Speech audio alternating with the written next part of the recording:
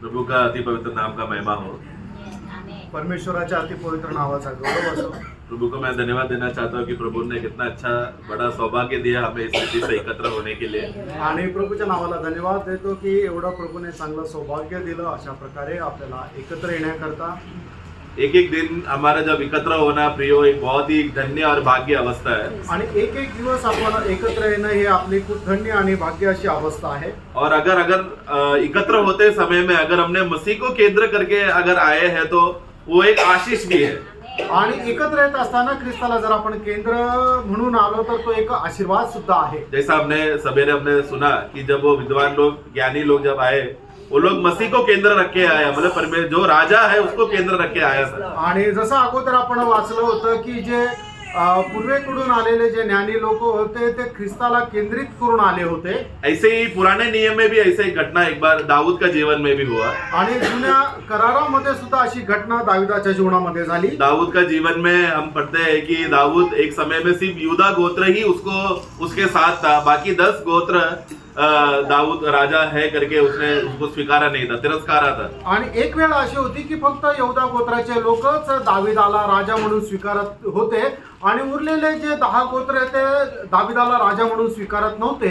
परंतु बाकी 10 गोत्रों को जब बोध्य होने के बाद वो लोग फिर वापस दाऊद को मिलने के लिए वो लोग आया। आणि मग इतर 10 गोत्रांना ज्या वेळेला त्यांची समज उघडली त्या वेळेला ते दाविदाला भेटण्याकरता आले। और दाऊद को वो लोग कहता है कि आप ही हमारा राजा हो, आप ही हमारा राजा बनकर वापस आप पदवी में आओ बोलकर और हमारे ऊपर राजत्व करो बोलकर वो लोग अपने आप पूरा 10 गोत्र समर्पण करने आया। आणि मग उरलेले 10 गोत्र दाऊदाकडे आले आणि दाऊदाला असं म्हटलं की तुम्हीच आमचे राजे आहात, तुम्ही आमच्यावर राज्य करा म्हणून अशा प्रकारे ते विनवणी करण्याकरता आले। जब दाऊद को जब उसने बाकी 10 गोत्र भी उसका राजत्व को स्वीकारा है करके जब उसने देखा तो दाऊद बहुत खुश हो गया और खुश आया। उरलेल्या 10 गोत्रांनी सुद्धा दाविदाचा स्वीकार केला। हे ऐकल्यानंतर दावीद जो आहे तो आनंदी झाला और वो बहुत खुश होकर भजन संगीता 133 उसने लिखा आणि खूप आनंदी होऊन स्तोत्र 131 त्याने लिहिलं। उधर पहला वचन में लिखा है, आणि देखो पढ़ो 133 वन पढ़ना। स्तोत्र 133 त्याचं पहिलं वचन Psalms 133 वर्स 1। देखो यह क्या ही बड़ी और मनोहर बात है कि भाई लोग आपस में मिले रहे। हाँ देखो ये किस बात के लिए मनोहर है कि भाई लोग एकत्र होना किस आधार पर था। आणि बंधू लोकांनी एकत्र येणं हे कुठल्या आधारावर उत्तम होतं, मनोहर होतं। परमेश्वर ने जिस व्यक्ती को अभिषेक करके राजा बनाया था उसको लोगों ने ठुकराया।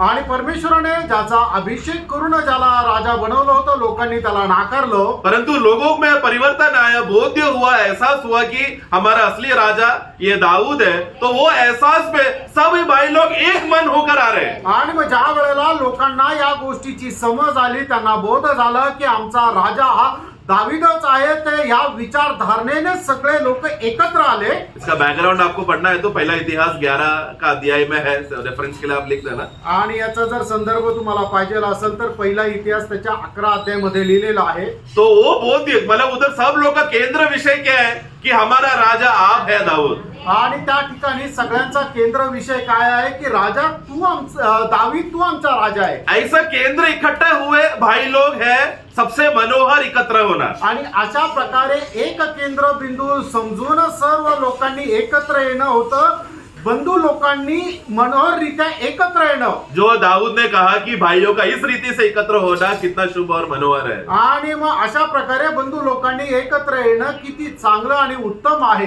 प्रियो अगर उन लोगों को अपना शारीरिक संबंध का भाई का पहचान समझ में आकर यही हमारा भाई राजा है करके पहचान के आकर शारीरिक व्यक्ति दाऊद को अगर राजा बनाकर उधर एक खुशी अगर आ सकता है तो नए नियम के लोग हमारा आत्मिक राजा, हमारा प्रभुओं का प्रभु, राजाओं का राजा, उनका पहचान होकर जब सब लोग एक मन होकर एकत्र हुआ तो वो कितना अधिक मनोहर होगा प्रियो।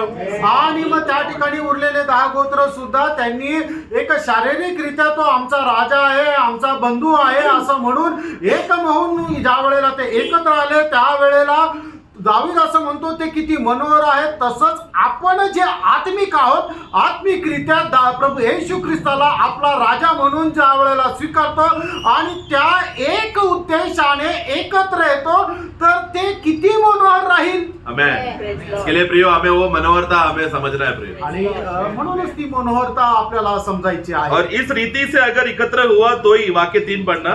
आणि त्याचं तिसरं वचन वाचा, सॅम्स 133 वर्स 3. यह हर्मोन की उस ओस के समान है जो सिय्योन के पहाड़ पर गिरती है.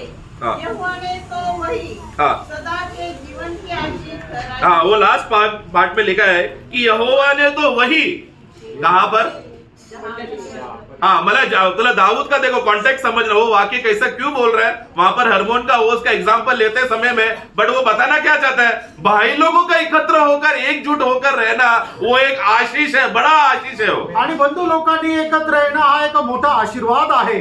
तो वो आशीष को प्रियो पहचान लिया तो वो ही सच्चा संगति, एक मनोहर, एक सबसे खुशहाल संगति का अनुभव है. आणि मग तो आशीर्वाद ओळखून अशा प्रकारे राहिल्यानंतर तोच एक मोठं आनंददायक अशी ती सहभागिता आहे. अभी हम लोग यहाँ पर शारीरिक रीति से एकत्र है, आणि आपण या ठिकाणी एक शारीरिक रीतीने एकत्र आहोत, परंतु उसी के साथ साथ हम लोग आत्मिक रीति से इब्रानियों को पुस्तक 12 अध्याय 22-23 में पढ़ते समय में हमारा स्वभूमि के साथ साथ एक स्वर्गीय आराधना का एकत्र होना भी साथ में अभी भी चल रहा है अभी. आणि इब्रानियराचं पत्र त्याचा 12 अध्याय 22 आणि 23 वचनामध्ये आपण या पृथ्वीची आराधना करत असताना आपल्याला एक स्वर्गीय रीतीने सुद्धा एकत्र यायचं चाललेलं आहे. पर तुम सिय्योन के पहाड़ के पास हाँ. और जीवित परमेश्वर के नगर हाँ. स्वर्गीय यरूशलेम के पास और लाखों स्वर्गदूतों और उन पहलौठों की साधारण सभा और कलीसिया जिनके नाम स्वर्ग में लिखे हुए हैं और सबके न्यायी परमेश्वर के पास और सिद्ध किए हुए धर्मियों की आत्मा मैं और नई वाचा के मध्यस्थ यीशु. बस तो वहां पर कितने लोग हैं वहां पर, आणि किती किती प्रकारचे लोक आहेत तिथे. वहां पर केंद्र बिंदु कौन है, आणि त्याचा सगळ्यांचा केंद्रबिंदू कोण आहे, प्रभु यीशु मसीह. तो प्रभू येशू ख्रिस्त आहे. पिता परमेश्वर वहां पर देख रहे हैं कि कितने लोग मसीह के केंद्र बिंदु करके लोग आए कि नहीं. पिता परमेश्वर वो देख रहा है. आणि पिता परमेश्वर या गोष्टीला पाहत आहे की सर्व लोक प्रभू येशू ख्रिस्ताला केंद्रबिंदू ठेवून येत आहे का नाही. क्योंकि आराधना जब पुत्र को जाएगा वो पूरा आराधना पिता के पास पहुंचता है. आणि ज्या वेळेला पुत्राची आराधना होती त्यावेळेला ती सर्व आराधना पिता परमेश्वरापर्यंत पोहोचते. इस रीति से प्रभु ही हमारा राजा है, हमारा महायाजक है और हमारा सच्चा भविष्यवक्ता है, हमारे लिए ये सब किया है करके ये बात को केंद्र करके जब एक मन होकर सब लोग एकत्र होंगे तो वो कितना शुभ और मनोहर है प्रिय. आणि प्रभू येशू ख्रिस्तच आमचा राजा आहे, तो आमचा महायाजक आहे आणि तोच आमचा संदेष्ट आहे. या गोष्टीला केंद्रबिंदू होऊन आपण ज्या वेळेला एकत्र येतो, खरोखर ती आराधना किती परमेश्वराला ग्रहण योग्य आणि मनोहर अशी आहे. और हमारा जिम्मेदारी क्या है कि इसी व्यक्ति को, यही हमारा मसीह जो केंद्र है, उन्हीं को प्रभु का आगमन तक केंद्र बनाए रखना है. आणि आपला उद्देश काय आहे की जो येशू ख्रिस्त यालाच केंद्रबिंदू ठेवून आपण आराधना करायची आहे. दूसरा अर्थ में उसको प्राण का उद्धार भी बोलते हैं. आणि दुसरा अर्थामध्ये आपल्या जीवाचं तारणही म्हटलं मतलब जातं. क्या है कि यीशु मसीह तू ही मेरा प्रभु है जब हम बोलते समय में मतलब क्या है, आणि येशू ख्रिस्त तूच माझा प्रभू आहे हे सांगण्याचं तात्पर्य काय आहे. मेरा जीवन का सब बातों का प्रभुत्व तेरा अनुसार है, आपके अनुसार है बोलकर समर्पण करने वाला व्यक्ति है वो. आणि माझ्या जीवनाच्या सर्व गोष्टी किंवा सर्व सौख्य जे आहे ते प्रभू येशू ख्रिस्ताच्या द्वारे असं समजून समर्पण करणारं ते जीवन आहे. ऐसा भाग्य आज हमको मिला क्या. आज असं भाग्य आपल्याला भेटलं का. एकत्र होते समय में जब आप लोग एक दूसरे के चेहरा देखते समय में खुशी हुआ क्या. आणि एकत्र होतो त्यावेळेला एकमेकाचा चेहरा पाहिल्यानंतर आपल्याला आनंद होतो का. ये बहुत सालों के बाद फिर यही भजन को लोग पुराने नियम में इजरायली लोग वो लोग पर्वत चढ़ने का टाइम, आराधना करने आने का टाइम वो लोग ये गीत गाकर वो लोग चढ़ते थे. आणि इस्रायल जुन्या करारामध्ये इस्रायल लोक ज्या वेळेला देवाची आराधना करण्याकरता डोंगरावर जायचे, त्या डोंगरावर चढत असताना एक गीत ते गात जायचे. वो लोग गाते रहते सबसे, वो लोग मिलते का टाइम एक जन शुरू करेगा, मतलब वो पहाड़ में चढ़ने का टाइम में एक यात्रा, उसमें एक साथ लोग 100 लोग लाखों लोग ऐसा साथ में चढ़ रहे हैं. एक जन गीत गाने शुरू किया, सब लोग फिर लाखों लोग साथ में वो एक ही गीत में एक सुर के साथ वो लोग गा के चढ़ते रहते, उतना एकता था उन लोगों में। आणि मग ज्या वेळेला डोंगरावर चढत असताना ज्या वेळेला एका व्यक्तीने ते गीत गायला सुरुवात केली, त्या वेळेला त्या डोंगरावर चढणारे लाखो लोक ते गीत गात एका स्वरामध्ये गात तो डोंगर चढायचे। क्योंकि वो प्रोत्साहन करना पड़ता है, क्योंकि वो लोग चढ़ते चढ़ते थक जाते, वो लोग निराश हो जाते, वापस चलने के लिए सोच आज आराधना करने जाना है क्या, ऐसा वो लोग में विचार आता है। तो परंतु गीत शुरू हो जाता है तो सब में एक चार्ज आता है, उत्तेजना आता है, फिर वो लोग को हिम्मत मिलता है चढ़ने के लिए। आणि मग डोंगरावर चढत असताना त्या वेळेला काय व्हायचं की ते एकदम थकून जायचे आणि मग मनामध्ये विचारायचं की आज आराधना करायला जायचं का। पण ज्या वेळेला ते गीत गात निघायचे त्या वेळेला त्यांच्या मनामध्ये एक प्रोत्साहन निर्माण व्हायचं आणि मग त्या डोंगरावर चढायचे। उसी रीति से हम लोग जब भाइयों को देखते समय, एक दूसरे को चेहरा देखते समय क्या बोल रहे हैं, क्या ही मनोहर है आज मैंने प्रभु में, भाई में मैंने मसीह को देखा बोलकर, वो कितना शुभ और आनंद है, संगति है बोलकर साथ में एकत्र होने का, वो है सच्चा खुशी प्रियो। आणि मग तसंच त्या प्रकारे ज्या वेळेला प्रभूची आराधना करता येतो त्या वेळेला मी माझ्या भावाला प्रभू येशू ख्रिस्तामध्ये बघितलं आणि मग त्या आनंदासह प्रभूची आराधना करणं किती मनोहर आहे। प्रभु हमें सहायता करे कि उनके आगमन तक हम लोग यही खुशी और आनंद में बढ़ते रहे। आणि प्रभू आपल्यावर कृपा करो की प्रभूच्या आगमनापर्यंत आपण याच आनंदामध्ये प्रभूची आराधना करावी। आज वचन का मनन के लिए हम लोग यूहन्ना का पुस्तक उसका 8 का 31 से 31 से 36 तक पढ़ेंगे। आणि योहान कृत समाचार त्याचा 8 अध्याय 31 ते 37। तब यीशु ने उन यहूदियों से जिन्होंने उस पर विश्वास किया था कहा, यदि तुम मेरे वचन में बने रहोगे तो सचमुच मेरे चेले ठहरोगे, तुम सत्य को जानोगे और सत्य तुम्हें स्वतंत्र करेगा। उन्होंने उसको उत्तर दिया, हम तो अब्राहम के वंश से हैं और कभी किसी के दास नहीं हुए, फिर तू कैसे कहता है कि तुम स्वतंत्र हो जाओगे। यीशु ने उनको उत्तर दिया, मैं तुमसे सच सच कहता हूँ कि जो कोई पाप करता है वह पाप का दास है। दास सदा घर में नहीं रहता, पुत्र सदा रहता है। इसलिए यदि पुत्र तुम्हें स्वतंत्र करेगा तो सचमुच तुम स्वतंत्र हो जाओगे। आमेन।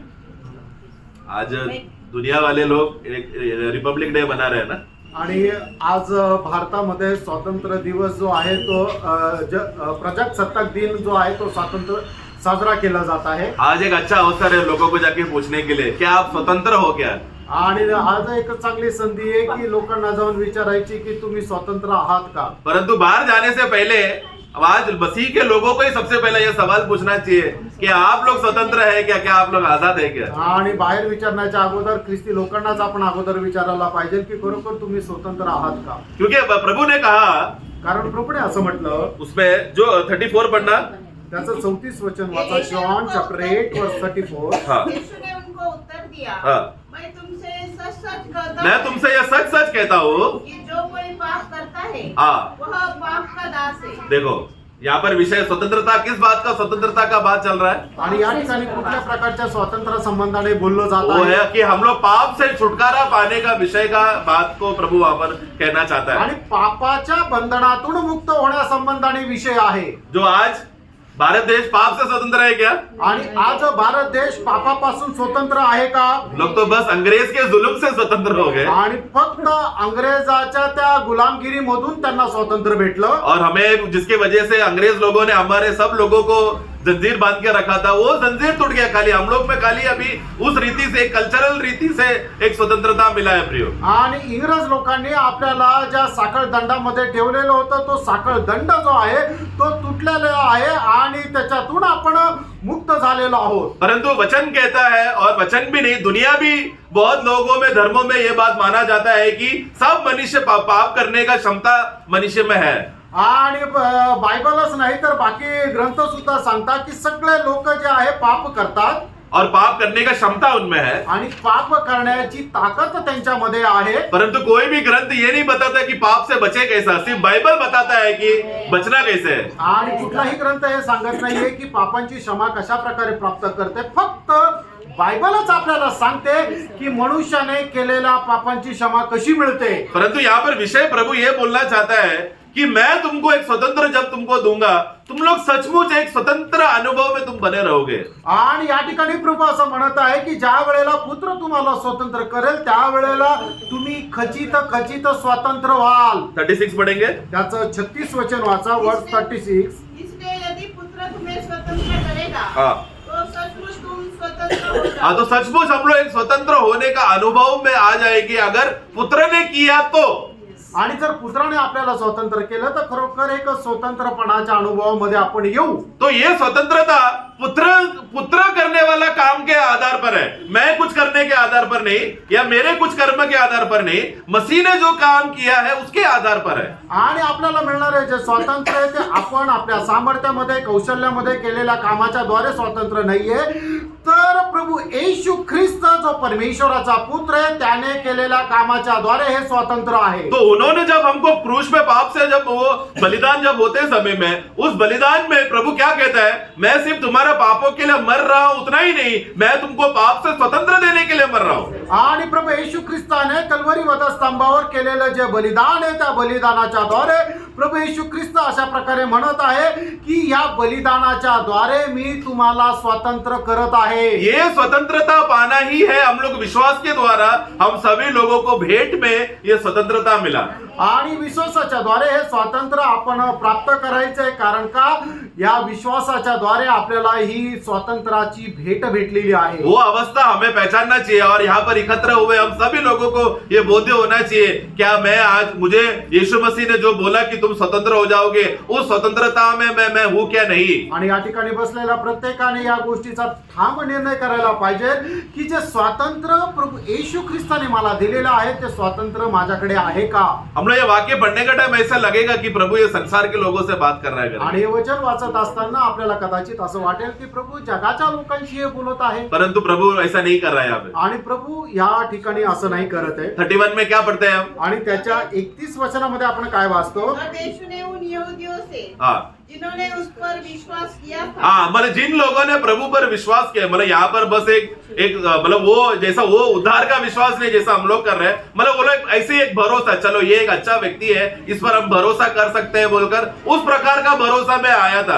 क्योंकि परंतु वो एक विश्वास का पक्का मजबूती उन लोग में तभी भी आया नहीं। आणि हा एक चांगला मनुष्य आहे याच्यावर आपण भरोसा ठेवू असं समजून त्या ठिकाणी लोक एकत्र आले होते, पण विश्वासाची दृढता त्यांच्यामध्ये नव्हती, मतलब उद्धार उनमें आया नहीं, आणि कारण त्यांच्यामध्ये प्रवेश झालेला क्योंकि नव्हता। उद्धार आता तो वो लोग स्वतंत्र भी हो जाते थे। आणि जर त्यांच्यामध्ये तारण आला असतं तर ते स्वतंत्र पण झाले असते। आज जैसे हमने सुबह जब हमने प्रभु दास से हमने वचन सुनते समय में हमने देखा था कि आराधना में हम लोग आ रहे हैं, लेकिन आराधना में भी ऐसे बहुत सी चीजें उसमें मिलजुल गया है जिसकी वजह से सही आराधना नहीं हो रहा। आणि आपण आराधनामध्ये येतो, पण आराधनामध्ये सुद्धा अशा काही गोष्टी ज्या आहेत त्या भेसळ झाल्या आहे की ज्याच्यामुळे खरी आराधना होऊ शकत नाही। क्यों? का? क्योंकि वो लोग अभी तक स्वतंत्रता मिला नहीं, कारण त्यांना अजूनपर्यंत स्वातंत्र्य भेटलं नाही। एक सच्चा ज्ञान प्रकाश उनमें आया नहीं कि आराधना किस रीति से होता है। आणि खरं एक प्रकाश त्यांना मिळाला नाही की खरी आराधना कशा प्रकारे होते, क्योंकि ज्ञान का कमी होने की वजह से नाश हो जाने का अवस्था होता है। आणि ज्ञान कमी असल्या कारणाने नाश होण्याची अवस्था येते। आप लोग को वाक्य मालूम है, होशे का पुस्तक में लिखा है, प्रभु कहता है कि ज्ञान के कमी के होने की वजह से मेरे लोग नाश हो रहे हैं। आणि होशेच्या संदेशाच्या पुस्तकामध्ये लिहिलेलं आहे की ज्ञानाच्या कमतरतेमुळे माझे लोक नाश पावत आहे। तो हम लोग विश्वासी है करके बोल रहे हैं, लेकिन अगर अभी भी हम लोग बंदीगृह में है तो ये हमारे लिए, तो ये संदेश उन लोगों के लिए है। आणि जर आपण अजूनही बंदीगृहामध्ये आहे असं जर वाटतंय तर मग हा संदेश त्यांच्याकरता आहे। क्योंकि प्रभु जब हमें आया छुटकारा देते आते समय में वो एक आजादी देने के लिए आया। छुटकारा का वो मतलब एक आजादी हो जाए, स्वतंत्र हो जाए, उस रीति से प्रभु हमसे बचाने के लिए आया है। आणि प्रभू आपल्याला मुक्ती देण्याकरता आला, म्हणजे काय की पापाच्या त्या गुलामगिरीमधून आपल्याला मुक्ती देऊन तो स्वतंत्र करण्याकरता आला। तो उसमें प्रभु 31 और 32 वाक्य पढ़ते समय में उसमें प्रभु एक हिंट दे रहा है, एक प्रभु अपना दिल का बात बताना चाहता है कि किस रीति से हम लोग इस बातों में हम लोग स्वतंत्र हो जाएंगे। आणि योहान 8 अध्याय 31 आणि 32 वचनामध्ये या ठिकाणी प्रभू या ठिकाणी आपल्याला त्याच्या मनाची इच्छा दाखवतोय की आपण कशा प्रकारे स्वतंत्र होऊ शकतो. परंतु लोगों को वो बात समझ में नहीं आ रहा. आणि लोकांना ती गोष्ट समजत नाही. वो लोग क्या बोल रहे हैं 33 में? आणि त्याच्या 33 वचनामध्ये ते लोक काय म्हणत आहे. उन्होंने उसको उत्तर दिया, हम तो अब्राहम के वंश से हैं हाँ। और कभी किसी के दास नहीं हुए, फिर तू बस बस बस, हाँ बस बस, ये सही स्टेटमेंट है क्या? आणि त्यांचं हे जे वाक्य आहे ते बरोबर आहे का. अब्राहम के वंश से है हम लोग, आणि आम्ही अब्राहमाचे वंशज और आहोत. ये वंश के लोग कभी दासत्व में गए नहीं. आणि ह्या वंशाचे लोक कधी दासत्वामध्ये नाही गेले. प्रभु ने अब्राहम को पहले ही भविष्यवाणी दिया था कि तेरे वंश 400 साल तक बंदीगृह में रहेंगे करके. आणि परमेश्वराने अगोदरच अब्राहमाला ही भविष्यवाणी दिली होती की तुझे वंश जे आहे ते 400 वर्ष गुलामगिरीमध्ये राहतील. उतना भी अगर समझ होता तो ये वाक्य वो लोग नहीं बोल पाते. आणि तेवढी जरी समज असते तरी सुद्धा ते हे वाक्य बोलले नसते. परंतु उधर रुखा नहीं है. आणि त्या ठिकाणी ते थांबले नाही. इतिहास को अगर हम लोग स्टडी करेंगे, इजरायली लोग खुद का अगर इतिहास पढ़ेंगे तो वो लोग सिर्फ मिस्र देश में ही नहीं वो लोग बंदी गए होते, बाबिलोन के देश में भी वो लोग बाबिलोन का अधिकार में भी थे, वो लोग पर्शिया का अधिकार में थे, और अभी रोम का अधिकार में तभी है जब वो लोग ये स्टेटमेंट बोल रहे हैं. आणि मग ते फक्त मिसर देशाच्या गुलामगिरीमध्ये होते असं नाही, तर बाबिलोनच्या गुलामगिरीमध्ये होते, पर्शियाच्या गुलामगिरीमध्ये होते. आणि ज्या वेळेला ते हे वाक्य बोलत आहे त्या वेळेला ते रोमच्या गुलामगिरीमध्ये होते. तो वो लोग बोल रहे हैं कि हम लोग किसी बंदीगृह में नहीं है, लेकिन उन लोग को समझ में नहीं है. वो लोग अंधापन, वो लोग का मंदता क्या है कि हम लोग कोई भी बंदीगृह में नहीं है, जबकि रोम का बंधन में वो लोग फंसे हुए हैं. आणि ते हे बोलत असताना ते रोमच्या गुलामगिरीमध्ये आहे, पण त्यांना या गोष्टीची जाणीव नाहीये. ते म्हणतात की आम्ही कधी कोणाच्या गुलामगिरीमध्ये नाही राहिलो. है कि नहीं? आज जब विश्वासी को पूछते हैं आप स्वतंत्र हो गया, आणि आज जर एका विश्वासणाऱ्याला जर विचारलं की तुम्ही स्वतंत्र आहात का, विश्वासी क्या बोलते हैं? आणि विश्वासू काय म्हणतात. मैं स्वतंत्र हूं, तो मैं तो हमेशा स्वतंत्र ही हूं ना. मैं आजाद भारत देश में मैं जन्मा हूं, मैं तो स्वतंत्र हूं. आणि तो म्हणतो मी भारत देशामध्ये जन्मलेला आहे, मी तर स्वतंत्र आहे. परंतु पाप से का स्वतंत्र, पाप का जंजीर टूटा है क्या? आणि पापाची जी साखळ दंड आहे ते तुटलेलं आहे का. क्या मोह और अभिलाषा का बंधन से वो आजाद पाया है क्या? आणि अभिलाषा आणि मोह याच्यापासून त्याने स्वतंत्रता मिळवली आहे का. प्राण का उद्धार का लक्ष्य क्या है प्रियो? जीवाच्या तारणाचा उद्देश काय कि प्रेम. ये सब बातों से हम छुटकारा पाते रह रहे जब तक प्रभु नहीं आता. आणि जोपर्यंत प्रभू येत नाही तोपर्यंत या सर्व गोष्टीपासून आपल्याला मुक्ती प्राप्त तो करायची. वो किस आधार पर वो बोल सकता है कि मैं स्वतंत्र हो चुका हूं, मैं अभी स्वतंत्रता में हूं करके? वो मसीह का क्रूस का कार्य को देखकर वो बोल सकता है. आणि मग ख्रिस्ताचं जे वधस्तंभाचं जे कार्य आहे त्याला पाहून तो एक व्यक्ती असं म्हणू शकतो की खरोखर मी स्वतंत्र आहे. क्योंकि पाप और मोह, अभिलाषा और हमारे सारे शरीर का अभिलाषा, ये सब बातें हमारे ऊपर जंजीर डालने आएगा, वजन डालने आएगा, दबाने का कोशिश करेगा. लेकिन अगर हम मसीह में रहा तो वो बंधन काम नहीं, वो बंधन हमारे ऊपर बंदीगृह का दबाव में नहीं गिरा सकता. आणि शरीराची अभिलाषा, पापाचा जो मोह, या सर्व गोष्टी ज्या आहेत त्या आपल्याला बंधनामध्ये टाकतात. पण जर आपण आपली भिस्त प्रभू येशू ख्रिस्तावर ठेवली तर निश्चितच या बंधनामध्ये आपण राहू शकत नाही. इसके लिए प्रियो हमें वचन का बहुत जरूरी है, सही अभ्यास करने का जरूरी है. आणि म्हणूनच वचनाचं खूप चांगल्या प्रकारे अभ्यास करणं आपल्याला गरजेचं आहे. वचन का अभ्यास मतलब क्या है? आत्मिक रीति से अर्थ जानने का विषय मैं बोल रहा हूँ. आणि वचनाचा अभ्यास म्हणजे आत्मिक रीतीने त्या वचनाचा अर्थ जाणणं याला म्हणत आहे. वचन को सही रीति से समझना मतलब उत्पत्ति का पुस्तक किधर है, हबक्कुक का पुस्तक किधर है, ओबद्याह का पुस्तक किधर है, वो ढूंढना नहीं है वचन का ज्ञान. आणि वचनाचं ज्ञान म्हणजे उत्पत्तीचं पुस्तक कुठे, हबक्कुकचं पुस्तक कुठे, ओबद्याहचं पुस्तक कुठे, हे शोधणं ते वचनाचं ज्ञान नाहीये. वो तो बचपन है, आणि ते एक बाल्य अवस्था आहे. वो तो बच्चों को हमें सिखाना है. आणि ते मुलांना आपल्याला शिकवायचं. लेकिन बड़ा होते समय, बड़े हम लोग होते समय में हम क्या सीख रहे हैं? आणि ज्या वेळेला आपण मोठं होतो त्यावेळेला काय शिकतो कि प्रभु ने ये जो वचन जो हमको दिया है, ये वचन के पीछे हमारे लिए छुपा हुआ आत्मिक संदेश क्या है.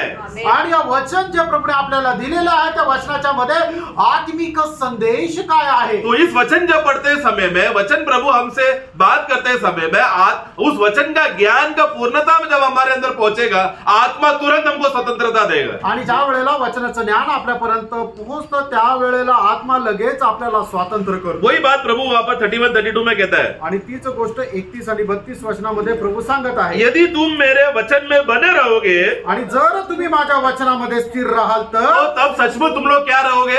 आणि त्यावेळेला खरोखर तुम्ही काय व्हाल तुम लोग सचमुच मेरे चेले हो. आणि त्यावेळेला खरोखर तुम्ही माझे शिष्य व्हाल. मतलब झूठ के चेले भी है ना? आणि मग जे खोटं बोलतात त्याचे पण शिष्य आहे ना?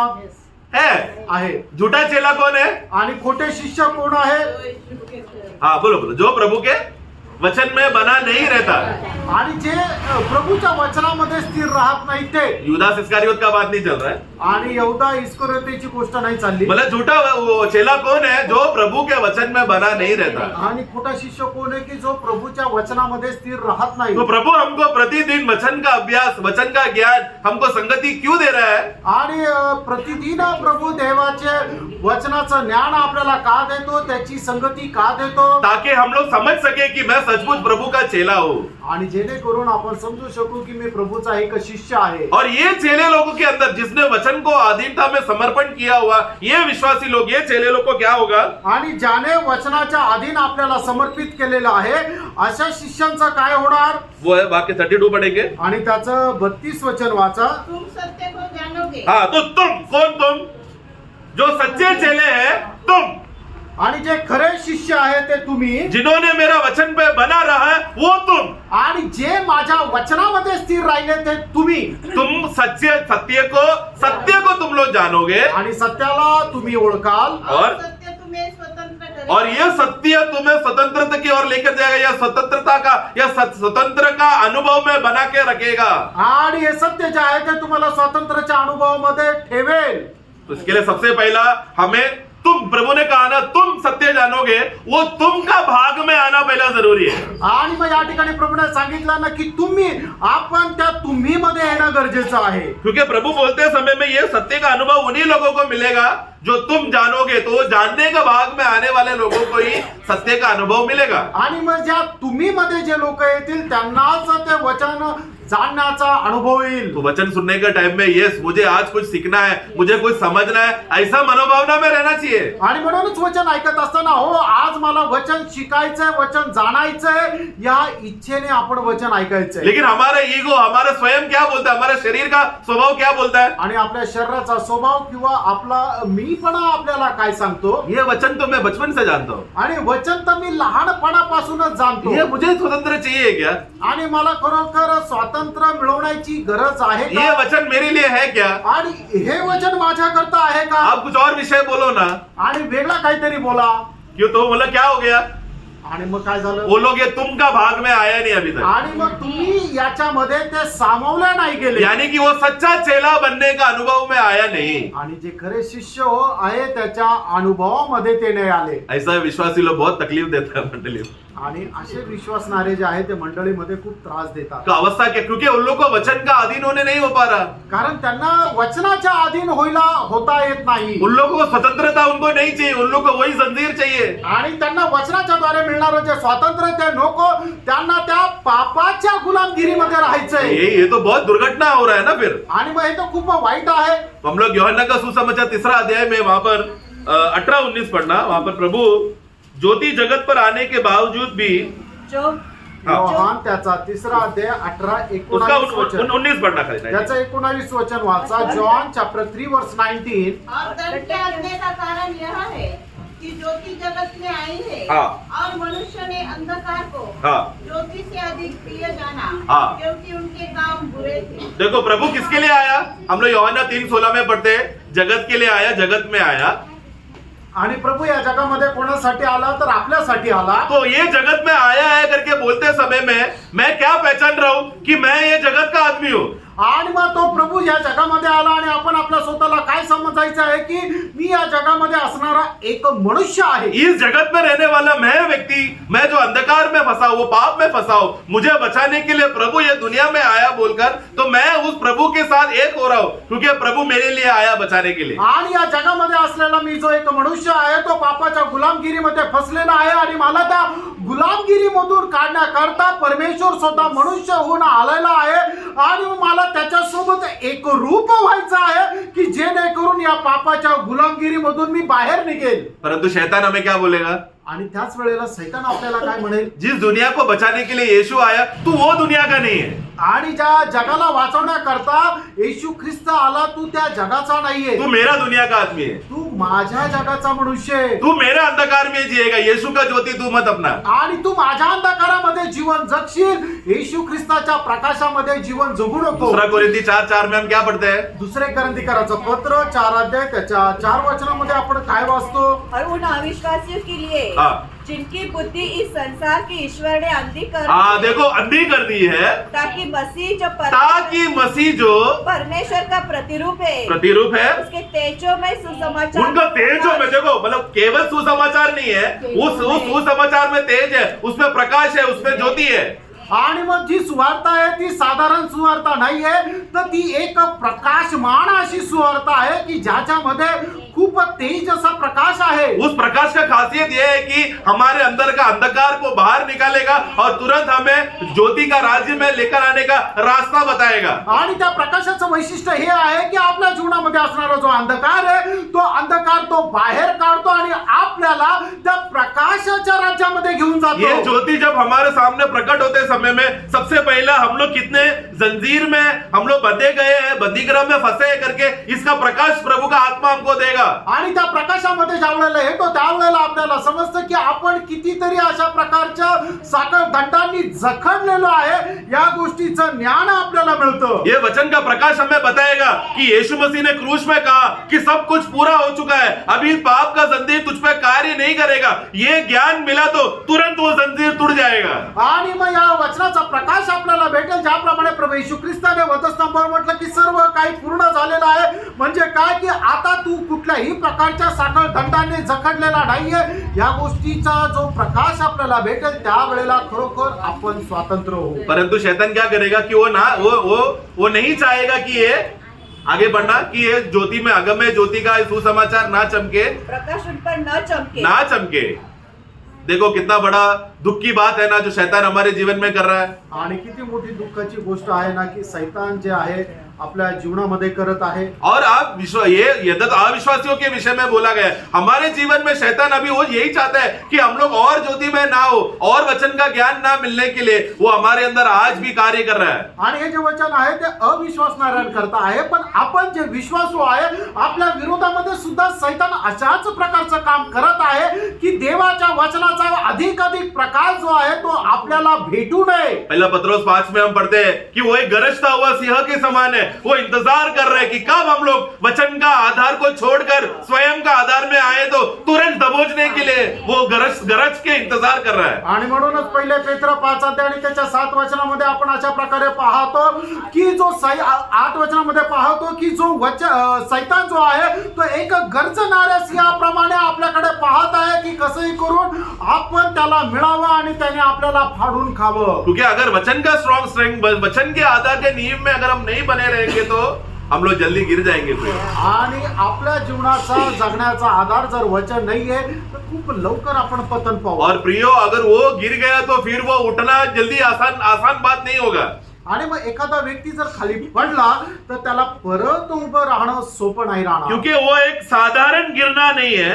कारण ते साधारण खाली पडणं नाहीये. हम लोग मत्ती का सुसमाचार उसका 7 में मध्ये त्याचा 7वां अध्याय. प्रभु वहां पर उन लोगों को जब डांटते हैं कि हे प्रभु बोलने वाले लोगों को डांटने के बाद उसका 24 से 27 तक पढ़ेंगे. त्याचं 24 ते 27 वचन वाचा. मॅथ्यू चॅप्टर 7 वर्स 24 to 27. इसलिए जो कोई मेरी ये बातें सुनकर उन्हें मानता है वह उस बुद्धिमान मनुष्य के समान ठहरेगा जिसने अपना घर चट्टान पर बनाया और मेघ बरसा और बाढ़ें आई और आंधियां चली और उस घर से टकराई, फिर भी वह नहीं गिरा क्योंकि उसकी नींव चट्टान पर डाली गई थी.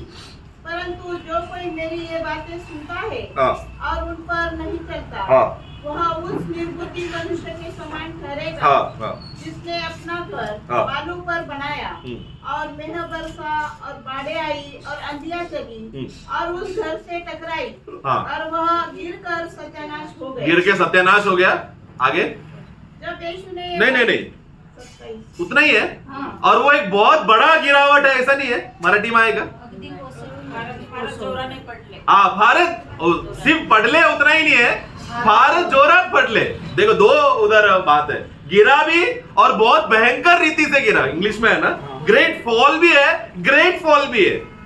अँड इट फेल हा. And great was it's great was it's fall. आणि हा. मग ते भयंकर ते पडलं आणि खूप भयंकर रीतीने पडलं. तो पडला तो है, गिरा है, परंतु उधर प्रभु उधर उतना नहीं रुक रहा है, वो भयंकर रीति से वो गिरा हुआ अवस्थे में है वो। आणि ते पडलंय पण ते नुसतंच पडलंय असं नाही, एक भयंकर अवस्थेमध्ये पडलेलं वो आहे. मराठी में जस्ट पढ़ना 27 पढ़ना वाक्य। मग पाऊस पडला, पूर आला, वाराही सुटला हा. व त्या घरास लागला. हा. तेव्हा ते पडले, हाँ तेवा ते पडले। अगदी कोसळून पडले. हाँ देखो पडले तो है, उसके बाद क्या लिखा है, वो एक भयंकर रीति से। ये क्या है, इसका वाक्य का मतलब क्या है प्रयोग? आणि या वचनाचा अर्थ काय आहे की ते भयंकर रीतीने कोसळून पडले.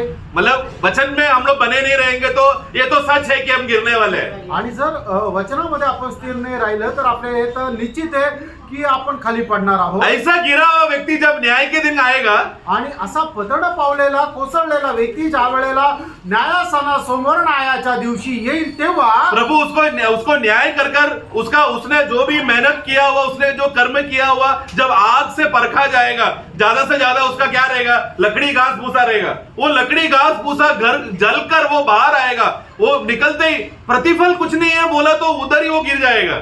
आणि मग अशा प्रकारचा व्यक्ती ज्या वेळेला त्या अग्निसमोर पारखला जाईल त्या वेळेला तो लाकूड घास आणि भुसा होऊन येईल आणि मग ज्या वेळेला त्या अग्नीमध्ये पारखला जाईल त्या वेळेला तो पूर्ण राख होऊन बाहेर येईल आणि कुठल्या प्रकारचं प्रतिफळ त्याला मिळणार नाही. जिस अभी क्या हो गया, वो गिरा हुआ है, गिर गया वो। आता काय आहे की तो खाली पडलेला आहे. प्रभु कहेगा ऐसे लोगों को राज्य में कुछ पदवी भी नहीं मिलेगा। आणि अशा लोकांना राज्यामध्ये काही पदही नाही मिळणार. तब वो क्या करेगा, त्यावेळेला तो काय करेल, अरे इतना भयंकर मैं गिर गया। आणि मी एवढा भयंकर पडलो.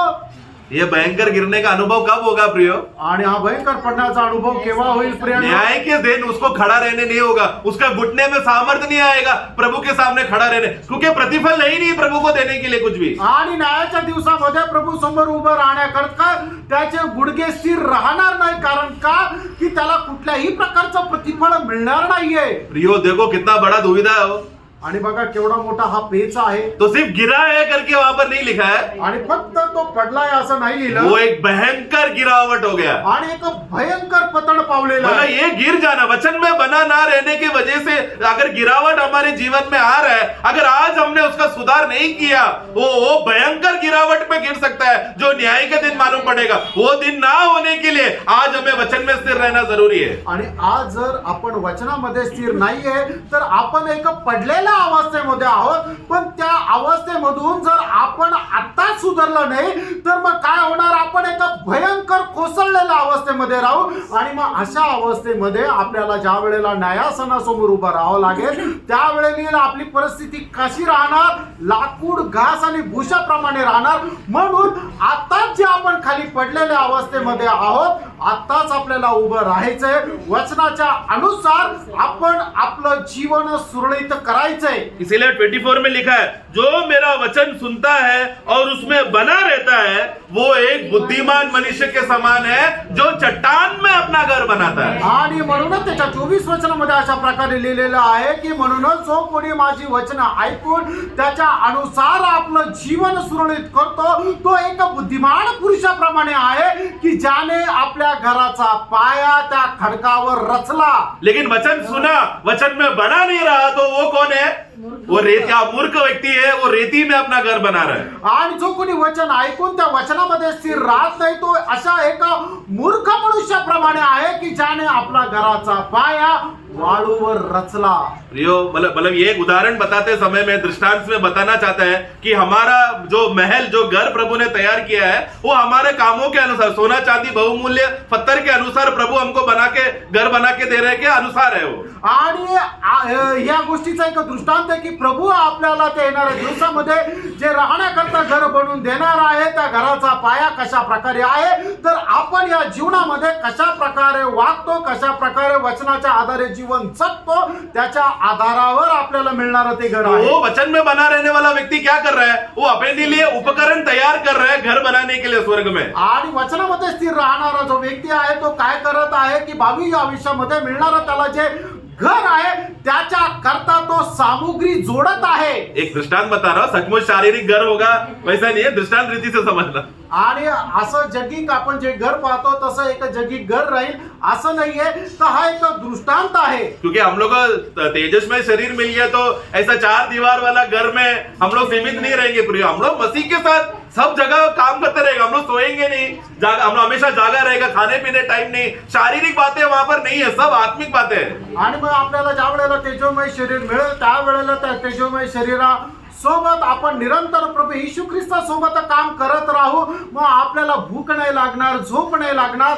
अशा प्रकारे आपलं ते शरीर राहील आणि या 4 भिंतीमध्ये राहण्याची त्याला गरज राहणार नाही. तो दृष्टांत के अर्थ में बता रहा हूं कि अब जो व्यक्ति वचन में बना सुनकर बना रहता है उसमें और प्रभु का वचन के अनुसार वो जीता है तो वो मानो वो सोना चांदी बहुमूल्य पत्थर इकट्ठा कर रहा है मसीह में एक स्थिर घर में बने रहने के लिए. आणि मग जो कोणी आपलं जीवन वचनाच्या आधारावर जगतो तो काय करत आहे, सोने चांदी आणि बहुमूल्य दगड जे आहे ते एकत्र करत आहे की जेणेकरून येणाऱ्या दिवसामध्ये प्रभू येशू ख्रिस्ता सोबत त्याने वास करावा. परंतु अगर रेती इकट्ठा कर रहा है तो आणि जर मग तो माती एकत्र करत आहे तर रेती इकट्ठा करने वाला व्यक्ति को घर कितना भी अच्छा सुंदर घर बनाया हो, कितना अच्छे रीति से उसने पेंट किया हो, वो घर टिका नहीं रहेगा, गिरा रहेगा, गिरने का अवस्थे में है वो. आणि जो कोणी वाळू एकत्र करतो त्याने आपलं घर कितीही सुंदर बनवा, कितीही चांगल्या प्रकारे डेकोरेशन करा, कितीही चांगल्या प्रकारे रंग मारा, पण ज्या वेळेला वादळ येईल त्या वेळेला ते स्थिर राहणार नाही.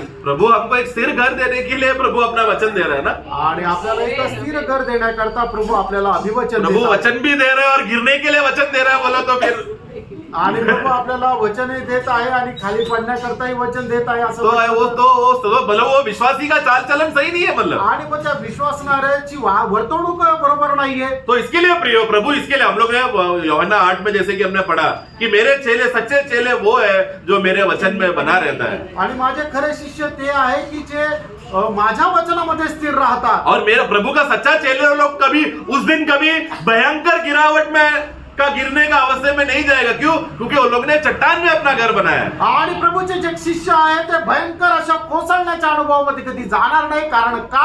त्यांनी आपलं घर जे आहे त्याचा पाया खडकावर रचलेला आहे. हमारा एक स्वभाव रहता है बीच बीच में हम लोग अपना शारीरिक स्वभाव लाने के वजह से हम लोग लकड़ी घास भूसा उसमें मिक्स करने का कोशिश करते हैं, लेकिन वो सब जल जाएगा प्रियो. आणि आपला स्वभाव राहतो कधी कधी आपला जो मनुष्याचा स्वभाव आहे तो प्रकट होतो आणि त्या स्वभावाच्या द्वारे लाकूड घास भुसा जो आहे तो तयार होत राहतो. पण प्रेम ते सर्व काही त्या आगडीमध्ये जळून जाईल. इसके लिए प्रियो हमें हमेशा वचन के आधार पर बने रहना जरूरी है. आणि म्हणूनच आपण आपल्या वचनाच्या आधारावर आपलं जीवन जगणं गरजेचं उधर आहे. 8 का यूहन्ना 8 का 32 में पढ़ते समय में उधर वचन 32 में कहता है कि और तुम सत्य जानोगे. आणि योहान त्याचं 8 अध्याय आणि त्याच्या 32 वचनामध्ये आपण अशा प्रकारे वाचतो की तू सत्य जाणाल. तो ये सत्य जानना मतलब क्या? कुछ सच्चा संदेश सुनेगा वो अर्थ नहीं है वो. आणि तुम्हाला सत्य समजाल म्हणजे तुम्ही एखादा सत्य वचन ऐकाल, सत्य संदेश ऐकाल ते नाहीये. मतलब कुछ सच्चा बातें कहानी बातें नहीं है, सच्चा घटना बातें ऐसा सच्चा वो बात नहीं है वहां पर. आणि एखादी गोष्ट एक कहाणी आहे असं नाहीये, तर ती सत्य घटना आहे तुम्ही ऐकाल ही गोष्ट ती नाहीये. वो ग्रीक शब्द में जब वो सत्य का वाक्य जब हम लोग परिभाषा करते हैं समय में उसका शब्द का मतलब है रियलिटी, याथार्थ्य, जो सच्चा है, जो सही है. आणि मग ग्रीक शब्दामध्ये या ठिकाणी लिहिलेलं जे सत्य आहे ते सत्य म्हणजे काय की ती वास्तविकता, तो खरोखरपणा. हाँ मतलब रियलिटी जो सचमुच असली है उस अस्तित्व उस बात को हम ग्रहण करेंगे, समझेंगे. आणि जे वास्तविक आहे त्याला ते आपण समजून घेऊ. मतलब वो जो याथार्थ्य बात को प्रभु यीशु मसीह स्वर्ग से आकर क्यों हमें सच्चाई बताने आया, मतलब क्या बताने आया? वो हमें याथार्थ्य बताने आया. आणि येशू ख्रिस्त स्वर्गातून का आला तर आपल्याला सत्य सांगण्याकरता आला. म्हणजे काय की जे वास्तविक आहे, जे खरोखर आहे ते सांगण्याकरता आला. इसलिए यूहन्ना का ही पुस्तक में 1 का 18 में हम पढ़ते समय में सॉरी 17 योहान त्याचा पहिला अध्याय आणि त्याचं 17 वचन, जॉन चॅप्टर 1 वर्स 17. इसलिए की व्यवस्था तो मूसा के द्वारा दी गई, हाँ परंतु अनुग्रह और सच्चाई हाँ यीशु मसीह के द्वारा पहुंची. हाँ सच्चाई मतलब सच्चाई लिखा गया, वो सत्य आना चाहिए. सत्य हाँ सत्य अनुग्रह और सत्य आणि कृपा आणि सत्य. ये सत्य मतलब क्या? वास्तविकता, याथार्थ्य, रियलिटी. आणि सत्य म्हणजे काय आहे की सत्य म्हणजे वास्तविकता आणि तो खरेखुरपणा. जो याथार्थ्य है, जो असलियत है, वो बात को बताने के लिए यीशु मसीह आया. आणि जे वास्तविक आहे आणि जे खरं आहे त्या गोष्टी सांगण्याकरता प्रभू येशू ख्रिस्त आला. सभा उपदेश में हम लोग पढ़ते हैं ना, वहां पर सोलोमन क्या कहता है? हाँ, आणि उपदेशक त्याच्या 3रा अध्यायामध्ये आपण वाचतो की सगळं काही व्यर्थ आहे. वहां पर वो शब्द का अर्थ ये है कि सब माया है. आणि त्या ठिकाणी सांगितलेला जो शब्द आहे ते म्हटलेला आहे की हे सगळं काही माया आहे. माया मतलब क्या? आणि माया याचा अर्थ काय? मतलब हमें लग रहा है कि वो सत्य है, लेकिन पकड़ने जा रहे तो फुट गया वो. आणि एक सावलीप्रमाणे आपल्याला असं वाटतं की ते आहे आणि ती सावली पकडायला जातो त्यावेळेला हातामध्ये काहीच लागत नाही. अशा प्रकारे ते एक माया आहे की ते फक्त आपल्याला दिसतं पण ते वास्तविक राहत नाही, खरं राहत नाही. याथार्थ्य मतलब क्या? आणि खरं म्हणजे काय? याथार्थ्य मतलब उसको पकड़ा तो मतलब है, उसका अनुभव होने वाला बात. आणि वास्तविक म्हटलं म्हणजे काय की एखादी गोष्ट आपल्याला दिसते आणि त्या गोष्टीला आपण पकडायला लागतो तर ती पकडल्या पण जाते. परंतु प्रभु ने जो हमारे लिए याथार्थ्य रखा है वो भूमि में भी मिलेगा नहीं. आणि प्रभूने आपल्यासाठी जी वास्तविक जो खरेपणा ठेवलेला आहे तो या पृथ्वीवरही आपल्याला भेटणार नाही. वो ऐसा चीज है जो किसी आंखों ने नहीं देखा, किसी कानों ने नहीं सुना, किसी का हृदय में विचार नहीं आया, परंतु जो प्रभु को प्रेम करता है उन लोगों के लिए प्रभु ने उस बातों को संभाल के आणि रखा मग त्या सर्व गोष्टी अशा आहे की कोणाच्या डोळ्याने पाहिल्या नाही, कुठल्या कानाने ऐकल्या नाही आणि कोणाच्या मनामध्ये सुद्धा आल्या नाही. अशा त्या गोष्टी प्रभू आपल्या प्रेम करणाऱ्या लोकांसाठी ठेवलेल्या आहेत. तो ये याथार्थ्य को देने के लिए, समझाने के लिए, उसका ज्ञान देने के लिए प्रभु यीशु मसीह आमेन. या इस दुनिया में आप हमारे लिए आया. आणि त्या वास्तविकता त्या खऱ्या गोष्टीचं ज्ञान देण्याकरता प्रभु येशू ख्रिस्त मनुष्य होऊन या जगामध्ये आले. ये याथार्थ्य अगर हमारे अंदर कार्य किया, ये याथार्थ्य को अगर हमने पहचान लिया तो सचमुच वो व्यक्ति स्वतंत्र है. आणि या वास्तविकतेला जर एखादा व्यक्ती खरोखर रीत्या जाणून घेईल तरच तो स्वतंत्र होईल. परंतु वहां पर और एक बात 17 में कहता है कि वो अनुग्रह भी लाया. आणि त्याच्या 17 वचनामध्ये म्हटलेलं आहे की त्याने कृपा सुद्धा दिलेली आहे. ग्रेस, कृपा. अनुग्रह का मतलब समझते हैं प्रियो? आणि कृपेचा अर्थ तुम्ही समजतात ना? पुराने नियम में जुन्या करारामध्ये अगर किसी परमेश्वर ने अगर मतलब पुराने नियम का रिवाज अगर किसी को करने के लिए बोलेगा, आणि जुन्या कराराच्या नियमाच्या अनुसार जर कोणाला करायला सांगितलं तर हमें लगता है कि सिर्फ यहूदी लोग ही वो रिवाज करना चाहिए करके. आणि आपल्याला असं वाटतं यहूदी लोकांनीच फक्त ती रीत पाळायला पाहिजे. ऐसा नहीं है. असं नाहीये. मतलब किसी को भी अगर क्या हो गया कि लगता है कि मुझे आज जाकर इजराइल में जाकर अगर मैं बलि चढ़ाऊंगा, भेंट चढ़ाऊंगा, तो उन लोग का बलि और भेंट भी लेगा, स्वीकारेगा. आणि कोणाला असं वाटतं की इस्रायल देशामध्ये जाऊन मी जर परमेश्वराकरता होम अर्पण करल तर ते होम अर्पण सुद्धा ते स्वीकारलं तो जाईल. वो मतलब वो एक ऐसा एक अवस्था है कि मतलब यहूदी कुटुंब के लोगों के लिए वो बलि है करके, जो भले ही वो लोग ही ज्यादा भी करते थे, लेकिन किसी को भी अगर पहचान मिलता है, मतलब समझ में आता है कि यहोवा सच्चा परमेश्वर है, उनका सेवा करना चाहिए बोलकर अगर बोलते हो तो उन लोग को भी फ्रीडम है करने के लिए. आणि त्या वेळेला फक्त इस्रायल लोकच ज्यांना परमेश्वराची खरं ओळख झाली होती तेच होम अर्पण करायचे. पण त्याच्या बाहेर जे जातीचे लोक आहेत त्यांना सुद्धा जर परमेश्वराची खरी ओळख झाली तर ते सुद्धा जाऊन होम अर्पण करू शकत उन लोग होते. को इजराइल का धन या आशीष नहीं मिलेगा, लेकिन एक विजाति अन्य जाति की रीति से उन लोग को पहचान मिलेगा. आणि मग त्यांना इस्रायलला मिळालेला आशीर्वाद त्यांना भेटणार नाहीये पण परमेश्वराचे लोक म्हणून त्यांची ओळख होईल. परंतु अनुग्रह करके जब बोलते समय में आणि कृपा म्हटलं म्हणजे ये एक ऐसा बात है कि प्रभु हम लोगों को इसके लिए चुनौती देकर, चुनावट देकर, चुनकर हमें सभी योग्य लोगों से हमें अलग कर हम जैसे अयोग्य लोगों को चुनकर सुसमाचार का और उद्धार का अनुभव देना, वो अर्थ से यहाँ पर बोल रहा है. आणि कृपा म्हटलं म्हणजे की सर्व योग्य लोकांमधून आपण जे अयोग्य लोक आहे यांना सगळ्यांना बाजूला काढून आपल्याला ते सुवार्तेचं ज्ञान देणे, तारणाचा तो अनुभव देणे या अर्थाने म्हटलं आहे कृपा. परंतु पुराने नियम में एक लंगड़ा आदमी आकर अर्पण नहीं कर सकता. आणि जुन्या करारामध्ये एक लंगडा मनुष्य येऊन अर्पण नाही करू शकत. एक अंधा आदमी या कोई भी प्रकार का विकलांग अवस्था हो, उन लोगों को आराधना करने के लिए अवसर नहीं है. आणि शारीरिक दृष्ट्या अपंग असलेला व्यक्ती जो आहे तो कुठल्या प्रकारचं अर्पण परमेश्वरासाठी करू शकत नव्हता. अन्य जाति आ सकते हैं लेकिन बाहरी आंगन तक रुक सकते हैं. आज पवित्र स्थान में वो लोग नहीं आ सकते, बाहरी आंगन तक ही आके कर सकते हैं. आणि अन्य जातीचे लोक सुद्धा येऊ शकत होते पण ते फक्त अंगणापर्यंत येऊ शकत होते, पवित्र स्थानापर्यंत नाही. परंतु परमेश्वर का उपस्थिति किधर है? अति पवित्र स्थान में है. आणि देवाची उपस्थिती कुठे आहे तर ती अति पवित्र स्थानामध्ये तो आहे. हमें अनुग्रह मिला, मतलब क्या? अति पवित्र स्थान में प्रवेश मिला, वही सबसे बड़ा अनुग्रह है प्रिय. आणि आपल्यावर कृपा झाली म्हणजे काय झालं की आपल्याला अति पवित्र स्थानामध्ये प्रवेश भेटला. तीच आहे महत्वपूर्ण तो गोष्ट. वो बात का याथार्थ्य सही रीति से वो क्या है करके वो बोध्य यीशु मसीह दे रहा है. आणि या गोष्टीचा खरा अर्थ काय आहे याचा उलगडा प्रभू येशू ख्रिस्त देत आहे. वो याथार्थ्य जब हमको समझ में आएगा तो हम लोग का भाग्य तो बहुत बड़ा भाग्य अवस्था है प्रिय. आणि मग ती वास्तविकता, तो खरेपणा जर आपल्याला समजला तर मग खरोखर आपली ती अवस्था खूप मोठी अवस्था. इसलिए प्रभु ने शमरिया स्त्री को जब कहा, एक बात कहा यूहन्ना 4 में, आणि योहान 4 अध्यायामध्ये शिमरोनी स्त्रीला प्रभूने एक गोष्ट म्हटली तुम्हारा आराधना कैसा रहना चाहिए, ऐसी वही पॉइंट पढ़ना चाहता 24 में. आणि त्याच्या 24 वचनामध्ये जॉन चॅप्टर 4 वर्स 24 परमेश्वर आत्मा है परमेश्वर आत्मा है. और अवश्य है हाँ. कि उसकी आराधना करने वाले हाँ. आत्मा और सच्चाई से आराधना उधर भी सच्चाई लिखा है, उधर भी सत्य आना चाहिए. आत्मा और सत्य से मतलब क्या? आत्मा और यथार्थ अवस्थे में तुम प्रभु का आराधना करना चाहिए. आणि म्हणून देवाची आराधना जी आहे ते आपण आत्म्याने आणि खरेपणाने आराधना तो करायची. वो याथार्थी क्या है कि प्रभु यीशु मसीह ने मेरे लिए क्या अवस्था में मुझे रखा है, वो है याथार्थी का अवस्था. आणि खरेपणाची अवस्था काय आहे की प्रभूने मला ज्या अवस्थेमध्ये ठेवलेलं आहे ती आहे वास्तविक अवस्था किंवा खरेपणाची तो अवस्था. मैं अभी अंधकार का अवस्था में नहीं, मैं अभी ज्योति में हूं करके ये है सभी विश्वासियों का याथार्थ्य. आणि मी आता अंधकारामध्ये नाहीये तर मी आता विश्वासामध्ये आहे. हा आहे खरेपणा. पर शैतान क्या करेगा?